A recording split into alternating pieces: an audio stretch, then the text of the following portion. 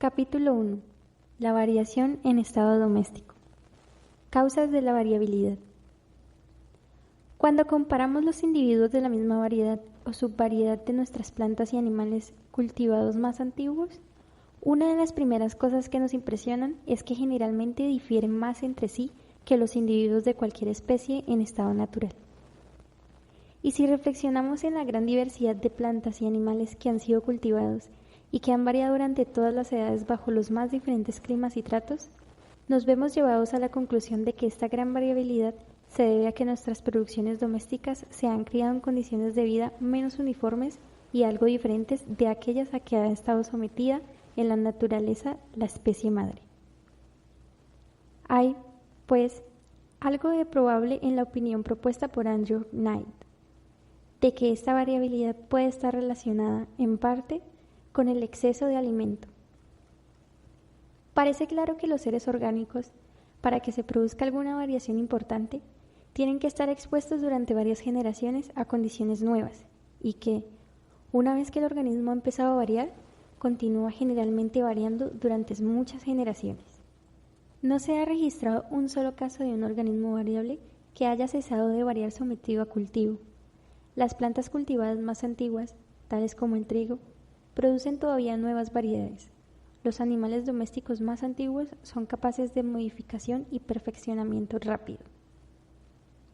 Hasta donde puedo yo juzgar, después de prestar mucho tiempo atención a este asunto, las condiciones de vida parecen actuar de dos modos, directamente, sobre todo el organismo o sobre ciertas partes, solo e indirectamente, obrando sobre el aparato reproductor. Respecto a la acción directa, debemos tener presente que en cada caso, como el profesor Weisman ha señalado hace poco y como yo he expuesto incidentalmente en mi obra sobre la Variation Under Domestication, hay dos factores a saber: la naturaleza del organismo y la naturaleza de las condiciones de vida. El primero parece ser, con mucho, el más importante, pues variaciones muy semejantes se originan a veces, hasta donde podemos juzgar, en condiciones diferentes y, por el contrario, variaciones diferentes se originan en condiciones que parecen ser casi iguales. Los efectos en la descendencia son determinados o indeterminados. Se pueden considerar como determinados cuando todos, o casi todos, los descendientes de individuos sometidos a ciertas condiciones durante varias generaciones están modificados de la misma manera. Es sumamente difícil llegar a una conclusión acerca de la extensión de los cambios que se han producido definitivamente de este modo. Sin embargo, apenas cabe duda por lo que se refiere a muchos cambios ligeros, como el tamaño, mediante la cantidad de comida, el color, mediante la clase de comida, el grueso de la piel y el pelaje, según el clima, etc. Cada una de las infinitas variaciones que vemos en el plumaje de nuestras gallinas debe haber tenido alguna causa eficiente. Y si la misma causa actuase uniformemente durante una larga serie de generaciones sobre muchos individuos, todos, probablemente, se modificarían del mismo modo. Hechos tales como la compleja y extraordinaria excrescencia que invariablemente sigue a la introducción de una diminuta gota de veneno por un insecto productor de agallas nos muestran las singulares modificaciones que podrían resultar, en el caso de las plantas, por un cambio químico en la naturaleza de la savia. La variabilidad indeterminada es un resultado mucho más frecuente del cambio de condiciones que la variabilidad determinada, y ha desempeñado, probablemente, un papel más importante en la formación de las razas domésticas. Vemos variabilidad indeterminada en las innumerables particularidades pequeñas que distinguen a los individuos de la misma especie y que no pueden explicarse por herencia, ni de sus padres, ni de ningún antecesor más remoto. Incluso diferencias muy marcadas aparecen de vez en cuando entre los pequeños de una misma camada y en las plantitas procedentes de semillas del mismo fruto. Entre los millones de individuos criados en el mismo país y alimentados casi con el mismo alimento, aparecen muy tarde anomalías de estructura tan pronunciadas, que merecen ser llamadas monstruosidades. Pero las monstruosidades no pueden separarse por una línea precisa de las variaciones más ligeras. Todos estos cambios de conformación, ya sumamente ligeros, ya notablemente marcados, que aparecen entre muchos individuos que viven juntos, pueden considerarse como los efectos indeterminados de las condiciones de vida sobre cada organismo dado, casi del mismo modo que un enfriamiento obra en hombres diferentes de un modo indeterminado, según la condición del cuerpo o constitución, causando toses o resfriados, reumatismo o inflamación de diferentes órganos. Respecto a lo que he llamado la acción indirecta de cambio de condiciones, o sea, mediante el aparato reproductor al ser influido, podemos inferir que la variabilidad se produce de este modo, en parte por el hecho de ser este aparato sumamente sensible a cualquier cambio en las condiciones de vida, y en parte por la semejanza que existe, según Kölreuter y otros autores han señalado, entre la variabilidad que resulta del cruzamiento de especies distintas y la que puede observarse en plantas y animales criados en condiciones nuevas o artificiales. Muchos hechos demuestran claramente lo muy sensible que es el aparato reproductor para ligerismos, cambios en las condiciones ambientes. Nada más fácil que amansar un animal, y pocas cosas hay más difíciles que hacerle criar ilimitadamente en cautividad, aun cuando el macho y la hembra se unan. ¿Cuántos animales hay que no quieren criar aún tenidos en estado casi libre en su país natal? Esto se atribuye en general, aunque erróneamente, a distintos viciados. Muchas plantas cultivadas muestran el mayor vigor y, sin embargo, rara vez o nunca producen semillas. En un corto número de casos se han descubierto que un cambio muy insignificante, como un poco más o menos de agua en algún periodo determinado en crecimiento, determina el que una planta produzca o no semillas. No puedo dar aquí los detalles que he recogido y publicado en otra parte sobre este curioso asunto, pero para demostrar lo extrañas que son las leyes que determinan la reproducción de los animales en cautividad, puedo indicar que los mamíferos carnívoros, aun los de los trópicos, crían en nuestro país bastante bien en cautividad, excepto los plantígrados, o la familia de los osos, que rara vez dan crías, mientras que las aves carnívoras, salvo rarísimas excepciones, casi nunca ponen huevos fecundos. Muchas plantas exóticas tienen polen completamente inútil, de la misma condición que el de las plantas híbridas más estériles.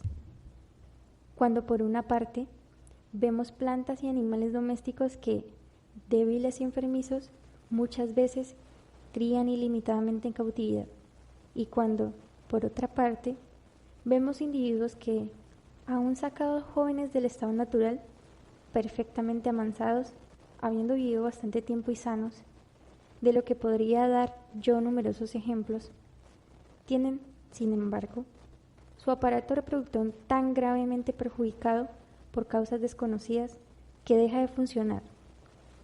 No ha de sorprendernos que este aparato, cuando funciona en cautividad, lo haga irregularmente y produzca descendencia algo diferente de sus padres. Puedo añadir que, así como algunos organismos crían ilimitadamente en las condiciones más artificiales, por ejemplo los hurones y los conejos tenidos en cajones, lo que muestra que sus órganos reproductores no son tan fácilmente alterados. Así también, algunos animales y plantas resistirán la domesticación y el cultivo y variarán muy ligeramente, quizás apenas más que en un estado natural.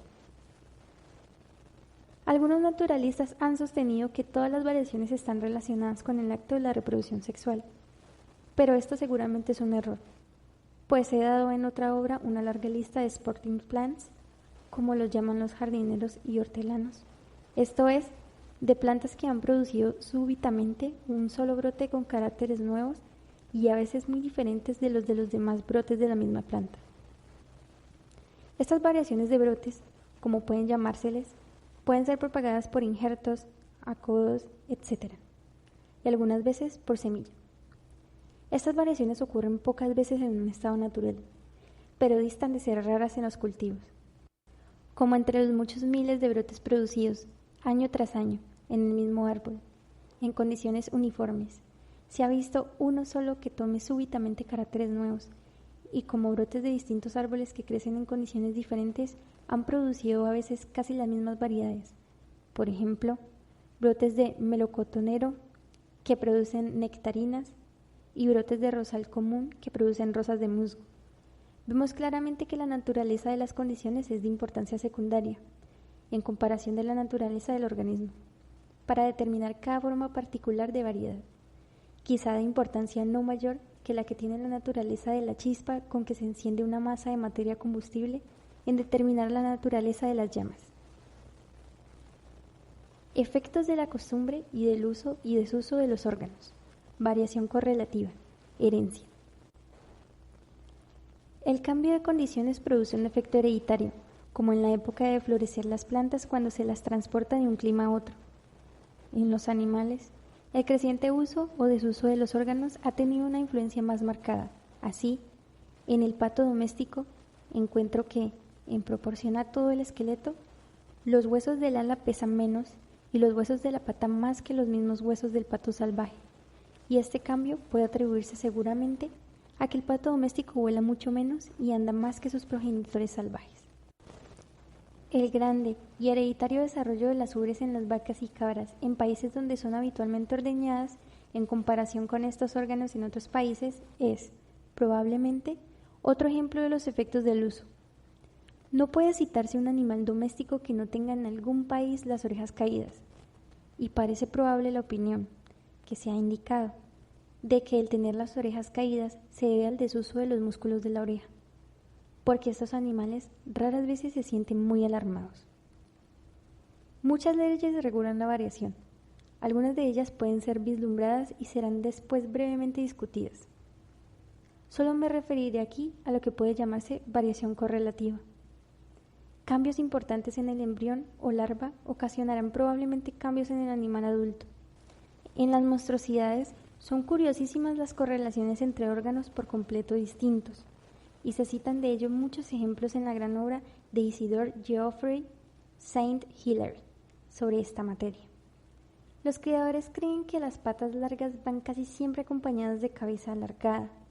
Algunos ejemplos de correlación son muy caprichosos. Así, los gatos que son del todo blancos y tienen ojos azules generalmente son sordos. Pero últimamente, Mr. Tate ha mostrado que esto está limitado a los machos. El color y particularidades de constitución van juntos, de lo que podrían citarse muchos casos notables en animales y plantas. De los hechos reunidos por Heusinger, resulta que a las ovejas y cerdos blancos les dañan ciertas plantas, de lo que se salvan los individuos de color oscuro. El profesor Wiman me ha comunicado recientemente un buen ejemplo de este hecho, preguntando a algunos labradores de Virginia por qué era que todos sus cerdos eran negros.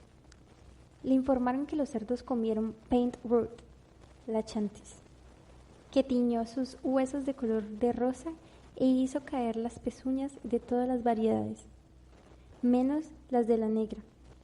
Y uno de los crackers, colonos usurpadores de Virginia, añadió: elegimos para la cría a los individuos negros de una carnada, pues solo ellos tienen probabilidades de vida. Los perros de poco pelo tienen los dientes imperfectos. Los animales de pelo largo y vasto son propensos a tener, según se afirma, largos cuernos. Las palomas calzadas tienen piel entre sus dedos externos. Las palomas con pico corto tienen pies pequeños y las de pico largo, pies grandes. Por lo tanto, si se continúa seleccionando y haciendo aumentar de este modo cualquier particularidad, casi con seguridad se modificarán involuntariamente otras partes de la estructura, debido a las misteriosas leyes de correlación. La gran fuerza de este principio de selección no es hipotética. Es seguro que varios de nuestros más eminentes ganaderos, aún dentro del tiempo que abraza la vida de un solo hombre, modificaron en gran medida sus razas de ganado vacuno y de ovejas. Para darse cuenta completa de lo que ellos han hecho, es casi necesario leer varios de los muchos tratados consagrados a este objeto y examinar los animales. Los ganaderos hablan habitualmente de la organización de un animal como de algo plástico que pueden modelar casi como quieren. Si tuviese espacio, podría citar numerosos pasajes a este propósito a autoridades competentísimas. Jowett, que probablemente estaba mejor enterado que casi nadie de las obras de los agricultores, y que fue él mismo un excelente conocedor de animales, habla del principio de la selección como de lo que permite al agricultor no solo modificar los caracteres de su rebaño, sino cambiar estos por completo. Es la vara mágica mediante la cual puede llamar a la vida cualquier forma y modelar lo que quiere. Lord Somerville, hablando de lo que los ganaderos han hecho con la oveja, dice: Parecería como si hubiesen dibujado con yeso en una pared una forma perfecta en sí misma, y después le hubiesen dado existencia. En Sajonia, la importancia del principio de la selección, por lo que se refiere a la oveja merina, está reconocido tan por completo que se ejerce como un oficio. Las ovejas son colocadas sobre la mesa y estudiadas como un cuadro por un perito. Esto se hace 3 veces, con meses de intervalo, y las ovejas son marcadas y clasificadas cada vez, de modo que las mejores de todas pueden ser por fin seleccionadas para la cría. Lo que los criadores ingleses han hecho positivamente está probado por los precios enormes pagados por animales con buena genealogía, y estos han sido exportados a casi todas las regiones del mundo. Generalmente, el perfeccionamiento no se debe, en modo alguno, al cruce de diferentes razas. Todos los mejores criadores son muy opuestos a esta práctica, excepto, a veces, entre subrazas muy afines. Y cuando se ha hecho un cruzamiento, una rigurosísima selección es aún mucho más indispensable que en los casos ordinarios. Si la selección consistiese simplemente en separar alguna variedad muy distinta y hacer cría de ella, el principio estaría tan claro que apenas sería digno de mención.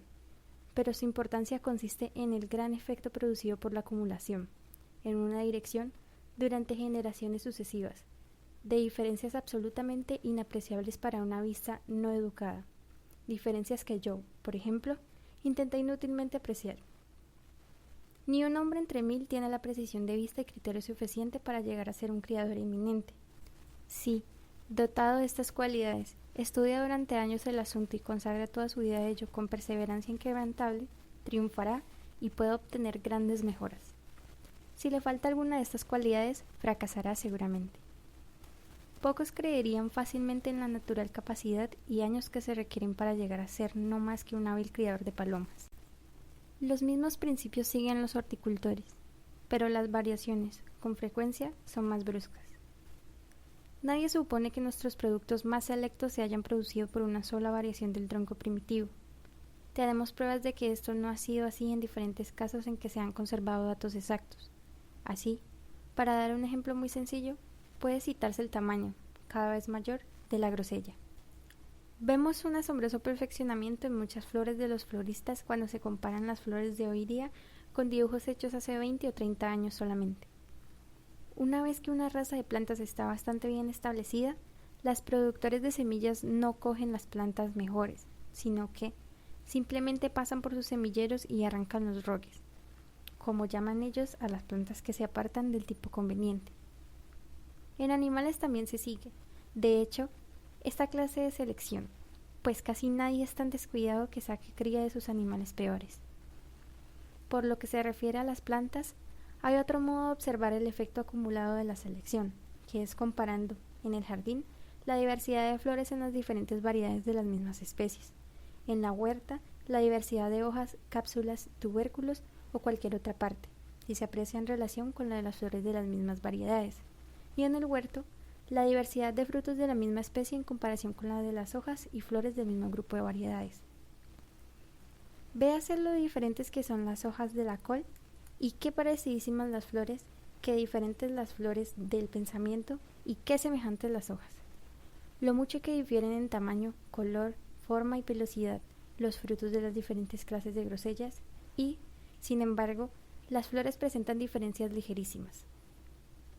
No es que las variedades que difieren mucho en un punto no difieran en absoluto en otros. Esto no ocurre casi nunca. Hablo después de cuidadosa observación, o quizá nunca. La ley de variación correlativa, cuya importancia no debe ser descuidada, asegura algunas diferencias, pero, por regla general, no se puede dudar que la selección continuada de ligeras variaciones, tanto en las hojas como en las flores o frutos, producirá razas que difieran entre sí, principalmente en estos caracteres. Pueden hacerse la objeción de que el principio de la selección ha sido reducido a práctica metódica durante poco más de 3/4 de siglo. Ciertamente, ha sido más atendida en los últimos años y se han publicado muchos tratados sobre este asunto, y el resultado ha sido rápido e importante en la medida correspondiente. Pero está muy lejos de la verdad el que el principio de la selección sea un descubrimiento moderno. Podría dar yo referencias de obras de gran antigüedad en las que se reconoce toda la importancia de este principio. En periodos turbulentos y bárbaros de la historia de Inglaterra fueron importados muchas veces animales selectos y se dieron leyes para impedir su exportación. fue ordenada la destrucción de los caballos inferiores a cierta alzada, y esto puede compararse al rowing en las plantas, por los que los cuidan de los semilleros. El principio de la selección lo encuentro dado claramente en una antigua enciclopedia china. Algunos de los escritores clásicos romanos dieron reglas explícitas. Por pasajes del Génesis, es evidente que en aquel tiempo antiquísimo se prestó atención al color de los animales domésticos. Actualmente los salvajes cruzan a veces sus perros con cánidos salvajes para mejorar la raza, y antiguamente lo hacían así, según lo atestiguan pasajes del Plinio. Los salvajes en el sur de África emparejan por el color su ganado vacuno de tiro, como lo hacen con sus tiros de perros algunos de los esquimales. Livingstone afirma que las buenas razas domésticas son muy estimadas por los negros del interior de África, que no han tenido relación con los europeos. Algunos de estos hechos no demuestran selección positiva, pero muestran que en los tiempos antiguos se atendió cuidadosamente a la cría de animales domésticos y que hoy es atendida por los salvajes más inferiores. Habría sido realmente un hecho extraño que no se hubiese prestado atención a la cría, pues es tan evidente la herencia de las cualidades buenas y malas. Selección inconsciente. Actualmente, criadores eminentes procuran, mediante selección metódica, en vista de un fin determinado, obtener una nueva línea o subraza superior a todo lo de su clase en el país. Pero para nuestro objeto es más importante una forma de selección que puede llamarse inconsciente y que resulta de que cada uno procura poseer y sacar crías de los mejores individuos. Así, uno que intenta tener pointers, naturalmente, procura adquirir tan buenos perros como puede, y después obtiene crías de sus mejores perros, pero sin tener deseo ni esperanza de modificar permanentemente las razas. Sin embargo, debemos deducir que este procedimiento, seguido durante siglos, mejoraría y modificaría cualquier raza, del mismo modo que Baskerville, Collins, etc. Por este mismo procedimiento, pero llevado con más método, modificaron mucho, solo con el tiempo de su vida, las formas y cualidades de su ganado vacuno. Cambios lentos e insensibles de esta clase no pueden nunca reconocerse, a menos que mucho tiempo antes se hayan hecho las razas en cuestión medidas positivas y dibujos cuidadosos que puedan servir de comparación. En algunos casos, sin embargo, individuos no modificados o poco modificados de la misma raza existen en distritos menos civilizados donde la raza ha sido menos mejorada. Hay motivo para creer que el faldero King Charles ha sido inconscientemente modificado en sumo grado desde el tiempo de aquel monarca. Algunas autoridades competentísimas están convencidas de que el perro setter desciende directamente del Spaniel y probablemente ha sido lentamente modificado a partir de este. Es sabido que el pointer inglés ha cambiado mucho en el último siglo, y en este caso el cambio se ha efectuado, según se cree, mediante cruzamiento con el foxhound. Pero lo que nos interesa es que el cambio se ha efectuado inconscientemente y gradualmente, y, sin embargo, es tan positivo que, aunque el antiguo pointer español vino seguramente de España, Mr. Burrow, según me ha informado, no ha visto ningún perro indígena en España semejante a nuestro pointer. Mediante un sencillo procedimiento de selección y un amaestramiento cuidadoso, los caballos de carrera ingleses han llegado a aventajar en velocidad y tamaño a los progenitores árabes, hasta el punto de que estos últimos, en reglamento para las carreras de Goodwood, están favorecidos en los pesos que llevan. Lord Spencer y otros han demostrado cómo el ganado vacuno de Inglaterra ha aumentado en peso y precocidad, comparado con el ganado que se tenía antes en este país. Comparando los informes dados en varios tratados antiguos sobre la condición, en tiempos pasados, de las palomas mensajeras y volteadoras con la condición actual de Inglaterra, India y Persia, podemos seguir las fases porque han pasado insensiblemente hasta llegar a diferir tanto de la paloma silvestre. Jowett da un excelente ejemplo de los efectos de una selección que puede ser considerada como inconsciente, en cuanto que los criadores nunca podían haber esperado, ni aún deseado, producir el resultado que ocurrió, que fue la producción de dos castas diferentes. Los dos rebaños de ovejas de Leicester, de Mr. Buckley y Mr. Burgess, según Mr. Jowett hace observar, han venido criando sin mezcla a partir del tronco primitivo de Mr. Baskerville durante más de 50 años. No existe ni sospecha, absolutamente nadie enterado de este asunto, de que el dueño de ninguna de las dos castas se haya apartado ni una sola vez de la sangre pura del rebaño de Mr. Baskerville, Y, sin embargo, la diferencia entre las ovejas propiedad de aquellos dos señores es tan grande que tienen el aspecto de ser variedades completamente diferentes. Aunque existan salvajes tan bárbaros que no piensen nunca en el carácter hereditario de la descendencia de sus animales domésticos, no obstante, cualquier animal particularmente útil a ellos para un objeto especial tiene que ser cuidadosamente conservado en tiempo de hambre u otros accidentes a los que tan expuestos se hallan los salvajes. Y estos animales escogidos dejarían de este modo más descendencia que los de la clase inferior, de modo que en este caso se iría produciendo una especie de selección inconsciente. Vemos el valor atribuido a los animales aún por los salvajes de la Tierra de Fuego, cuando matan y devoran sus mujeres viejas en tiempos de escasez, como de menos valor que sus perros. En las plantas, este mismo proceso gradual de perfeccionamiento, mediante la conservación accidental de los mejores individuos, sean o no lo bastante diferentes para ser clasificados por su primera apariencia como variedades distintas, y se hallan o no mezcladas entre sí por cruzamiento dos o más especies o razas. Se puede claramente reconocer en el aumento de tamaño y belleza que vemos actualmente en las variedades pensamientos, rosas, geranios de jardín, dalias y otras plantas cuando las comparamos con las variedades antiguas o con sus troncos primitivos. Nadie esperaría siquiera obtener un pensamiento o dalia de primera calidad de una planta silvestre. Nadie esperaría obtener una pera de agua de primera calidad de la semilla de un peral silvestre, aun cuando lo podría conseguir de una pobre plantita, creciendo silvestre, si había provenido de un árbol de cultivo. La pera, aunque cultivada en la época clásica, por la descripción de Plinio, parece haber sido un fruto de calidad muy inferior. En las obras de horticultura he visto manifestada gran sorpresa por la prodigiosa habilidad de los horticultores al haber producido tan espléndidos resultados de materiales tan pobres. Pero al arte ha sido sencillo y, por lo que se refiere al resultado final, se ha seguido casi inconscientemente. Ha consistido en cultivar siempre la variedad más renombrada, sembrando sus semillas, y cuando por casualidad apareció una variedad ligeramente mejor, en seleccionar esta, y así progresivamente. Pero los horticultores de la época clásica, que cultivaron las mejores peras que pudieron procurarse, jamás pensaron en los espléndidos frutos que comeríamos nosotros, aun cuando, en algún pequeño grado, debemos nuestros excelentes frutos a haber ellos naturalmente escogido y conservado las mejores variedades que pudieron donde quiera encontrar.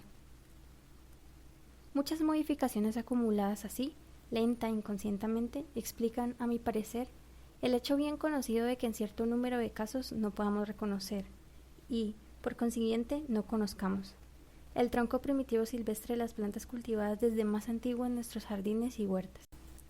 Si en mejorar o modificar la mayor parte de nuestras plantas hasta su tipo actual de utilidad, para el hombre ha exigido cientos y miles de años, podemos comprender cómo es que ni Australia, ni el Cabo de Buena Esperanza, ni ninguna otra región poblada por hombres por completo sin civilizar, nos haya aportado ni una sola planta digna de cultivo.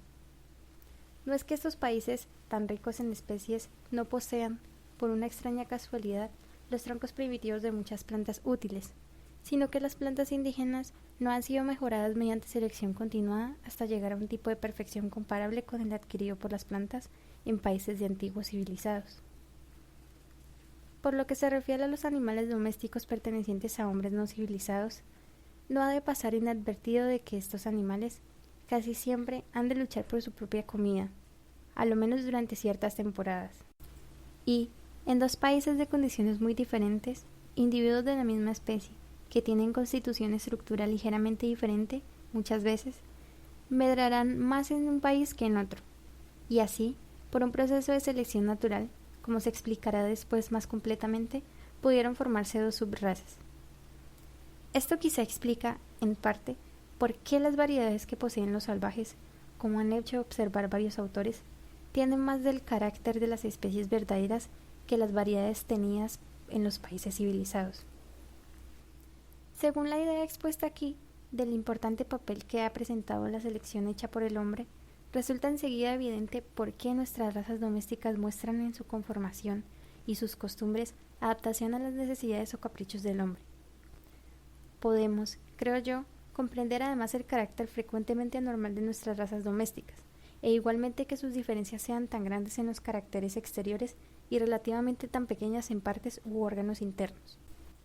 El hombre apenas puede seleccionar, o solo puede hacerlo con mucha dificultad, alguna variación de conformación, excepto las que son exteriormente visibles, y realmente rara vez se preocupa por lo que es interno.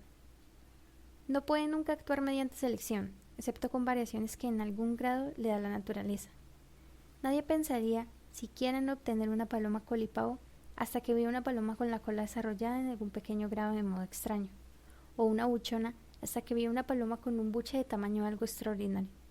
Y cuanto más anormal y extraordinario fue un carácter al parecer por vez primera, tanto más fácilmente hubo de atraer la atención. Pero usar expresiones tales como intentar hacer una colipavo es para mí, indudablemente, en la mayor parte de los casos, por completo incorrecto. El hombre que primero eligió una paloma con cola ligeramente mayor nunca soñó lo que los descendientes de aquella paloma llegarían a hacer mediante muy prolongada selección, en parte inconsciente y en parte metódica. Quizá el progenitor de todas las colipavos tuvo solamente 14 plumas rectrices algo separadas, como el actual colipavo de Java o como individuos de otras diferentes razas, en las cuales se han contado hasta 10 y 7 plumas rectrices. Quizá la primera paloma buchona no hinchó su buche mucho más que la paloma turbit hincha la parte superior de su esófago, costumbre que es despreciada por todos los criadores, porque no es uno de los puntos característicos de la casta. Ni hay que creer tampoco que sería necesaria una gran divergencia de estructura para atraer la vista al criador de aves. Este percibe diferencias sumamente pequeñas, y está en la naturaleza humana el encapricharse con cualquier novedad, por lo ligera que sea, en las cosas propias. Ni debe juzgarse el valor que se habría atribuido antiguamente a las ligeras diferencias entre los individuos de la misma especie por el valor que se les atribuye actualmente.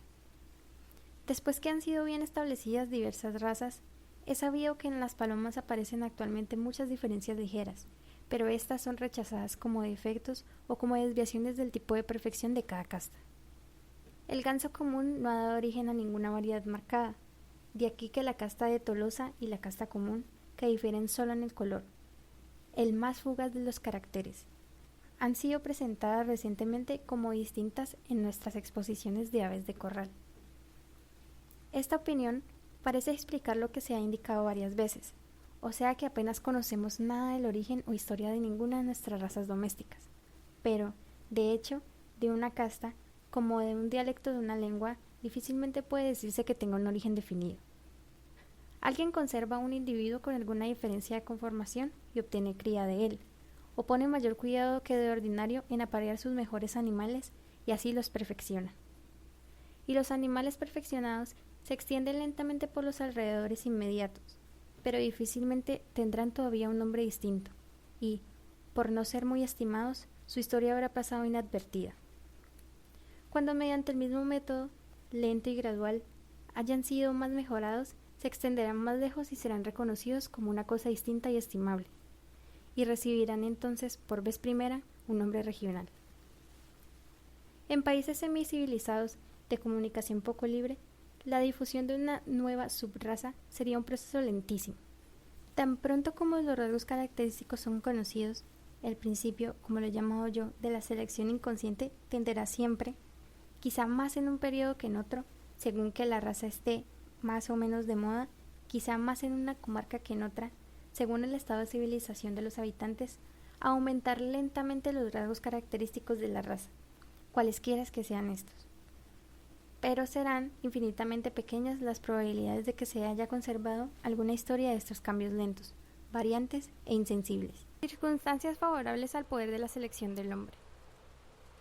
Diré ahora algunas palabras sobre las circunstancias favorables o desfavorables al poder de la selección del hombre. Un grado elevado de variabilidad es evidentemente favorable, pues da sin limitación los materiales para que trabaje la selección. No es esto decir que simples diferencias individuales no sean lo bastante grandes para permitir, con sumo cuidado, que se acumule de una modificación muy intensa en casi todas las direcciones deseadas. Y, como las variaciones manifiestamente útiles o agradables al hombre aparecen solo de vez en cuando, las probabilidades de su aparición aumentarán mucho cuando se tenga un gran número de individuos. De aquí que el número sea de suma importancia para el éxito. Según este principio, Marshall hizo observar anteriormente, por lo que se refiere a las ovejas de algunas comarcas de Yorkshire, que, Como generalmente pertenecen a gente pobre y están comúnmente en pequeños lotes, nunca pueden ser mejoradas. Por el contrario, los jardineros encargados de los semilleros, por tener grandes cantidades de la misma planta, tienen generalmente mejor éxito que los aficionados al producir variedades nuevas y valiosas. Un gran número de individuos de un animal o planta solo puede criarse cuando las condiciones para su propagación sean favorables. Cuando los individuos son escasos, se les dejará a todos criar, cualquiera que sea su calidad, y esto impedirá, de hecho, la selección. Pero, probablemente, el elemento más importante es que el animal o planta sea tan estimado por el hombre que se conceda la mayor atención aún a la más ligera variación en sus cualidades o estructura. Sin poner esta atención, nada puede hacerse. He visto señalado seriamente que fue una gran fortuna que la fresa empezase a variar precisamente cuando los hortelanos empezaron a prestar atención a esta planta. Indudablemente, la fresa ha variado siempre desde que fue cultivada, pero las ligeras variaciones habían sido despreciadas. Sin embargo, tan pronto como los hortelanos cogieron plantas determinadas con frutos ligeramente mayores, más precoces y mejores, y obtuvieron plantitas de ellos, y otra vez escogieron las mejores plantitas y sacaron descendencia de ellas, entonces, con alguna ayuda, mediante cruzamiento de especies distintas, se originaron las numerosas y admirables variedades de fresa que han aparecido durante los últimos 50 años. En los animales, la facilidad en evitar los cruzamientos es un importante elemento en la formación de nuevas razas, por lo menos en un país que está ya provisto de otras. En este concepto, el aislamiento del país representa algún papel. Los salvajes errantes y los habitantes de llanuras abiertas rara vez poseen más de una raza de la misma especie. Las palomas pueden ser apareadas para toda su vida, y esto es una gran ventaja para el criador, pues así muchas razas pueden ser mejoradas y mantenidas puras, aunque estén mezcladas en el mismo palomar, y esta circunstancia debe de haber favorecido mucho la formación de nuevas razas. Las palomas, debo añadir, pueden propagarse mucho en número y en progresión rapidísima, y los ejemplares inferiores pueden rechazarse sin limitación, pues muertos sirven para alimento. Por otra parte, los gatos, por sus costumbres de vagar de noche, no pueden ser apareados fácilmente y, aunque tan estimados por las mujeres y niños, rara vez vemos una raza distinta conservada mucho tiempo. Las razas que vemos algunas veces son casi siempre importadas de otros países. Aun cuando no dudo que unos animales domésticos varían menos que otros, sin embargo, la escasez o ausencia de razas distintas del gato, del asno, pavo real, del ganso, etc., puede atribuirse, en gran parte, a que no se ha puesto en juego la selección. En los gatos, por la dificultad de aparearlos. En los asnos, porque los tiene solo en corto número la gente pobre y se presta poca atención a su cría, pues recientemente, en algunas partes de España y de los Estados Unidos, este animal ha sido sorprendentemente modificado y mejorado mediante cuidadosa selección. En los pavos reales, porque no se crían muy fácilmente y no se tienen grandes cantidades. En los gansos, por ser estimados solo para dos objetos, alimento y plumas, y especialmente por no haber sentido gusto en la exhibición de las distintas razas. Y el ganso, en las condiciones a que está sometido cuando está domesticado, parece tener una organización singularmente inflexible, aunque ha variado en pequeña medida, como he descrito en otra parte. Algunos autores han sostenido que, en nuestras producciones domésticas, pronto se llega al total de variación, y que éste no puede después, de ningún modo, ser rebasado. Sería algo temerario afirmar que en algún caso se ha llegado al límite, pues casi todos nuestros animales y plantas han sido muy mejorados en distintos aspectos dentro de un periodo reciente, y eso significa variación. Sería igualmente temerario afirmar que caracteres aumentados actualmente hasta su límite usual no puedan, después de permanecer fijos durante muchos siglos, variar de nuevo en nuevas condiciones de vida. Indudablemente, como Mr. Wallace ha hecho observar con mucha verdad, un límite será al fin alcanzado. Por ejemplo, ha de haber un límite para la velocidad de todo animal terrestre, pues estará determinado por el rozamiento que tiene que vencer, el peso del cuerpo que tiene que llevar y la facultad de contracción en las fibras musculares. Pero lo que nos interesa es que las variedades domésticas de la misma especie difieren entre sí en casi todos los caracteres a que el hombre ha prestado atención y que ha seleccionado más de lo que difieren distintas especies de los mismos géneros. Isidore Geoffroy Saint-Hilaire ha demostrado esto cuanto al peso, y lo mismo ocurre con el color y, probablemente, con la longitud del pelo. Por lo que se refiere a la velocidad, que depende de muchos caracteres del cuerpo, Eclipse fue mucho más veloz, y un caballo de tiro pesado es incomparablemente más fuerte que cualesquiera dos especies naturales pertenecientes al mismo género. De igual modo, en las plantas, las semillas de las diferentes variedades de la judía o del maíz probablemente difieren más en tamaño que las semillas de distintas especies de cualquier género de las dos mismas familias. La misma observación puede hacerse respecto al fruto de las diferentes variedades del ciruelo y, todavía con mayor motivo, para el melón, lo mismo que en muchos otros casos análogos. Resumamos lo dicho acerca del origen de las razas domésticas de animales y plantas. El cambio de condiciones de vida es de suma importancia en la producción de la variabilidad, tanto actuando directamente sobre el organismo como indirectamente influyendo en el aparato reproductor. No es probable que la variabilidad sea una contingencia inherente y necesaria en todas las circunstancias. La fuerza mayor o menor de la herencia y reversión determinan qué variaciones serán duraderas. La variabilidad está regida por muchas leyes desconocidas, de las cuales la del crecimiento correlativo es probablemente la más importante. Algo, cuanto no lo sabemos, puede atribuirse a la acción determinada en las condiciones de vida. Algún efecto, quizá grande, puede atribuirse al creciente uso o desuso de los diversos órganos. El resultado final se hace así infinitamente complejo. En muchos casos, el cruzamiento de especies primitivamente distintas parece haber representado un papel importante en el origen de nuestras razas. Una vez que en un país se han formado diferentes razas, su cruzamiento casual, con ayuda de la selección, ha ayudado sin duda mucho a la formación de nuevas subrazas, pero se ha exagerado mucho la importancia del cruzamiento, tanto por lo que toca a los animales como respecto a aquellas plantas que se propagan por semillas. En las plantas que se propagan temporalmente por esquejes, injertos, etc., es inmensa la importancia del cruzamiento, pues el cultivador puede en este caso desatender la extrema variabilidad, tanto de los híbridos como de los mestizos, y la esterilidad de los híbridos, pero las plantas que no se propagan por semillas son de poca importancia para nosotros, pues su duración es solo temporal. Por encima de todas estas causas de cambio, la acción acumulada en la selección, ya aplicada metódica y activamente, ya inconsciente y lentamente, pero con más eficacia, parece haber sido la fuerza predominante.